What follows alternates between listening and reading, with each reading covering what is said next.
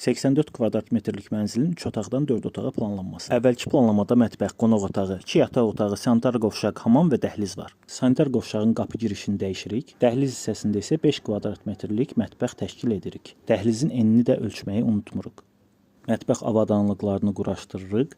Mətbəx üçün ventilyasiyanı da buradan təşkil edirik. Köhnə mətbəxin yerini kabinet kimi istifadə edirik. İstəyə görə otaq da edə bilərsiniz. Yığılan divan və stol əlavə edirik. Sanitar qovşağı kiçildib, kabinet tərəfdən qardirob əlavə edirik. Daha böyük hamam hissəsinin yanında isə paltar yuyan üçün mini zona əlavə edirik. Otaq qapısının isə yerini dəyişirik. Mətbəx hissəyə bar stolu əlavə edirik. Qarşısına isə saxlanıc üçün dolablar. Qonaq otağına yemək masası, divan və TV zona əlavə edirik. Uşaq otağına dolab, pəncərə qarşısında yataq, çalışma masası və televizor. Yataq otağında da bütün lazım olanlar və kosmetika masası. Eyvan isə iş sahəsi.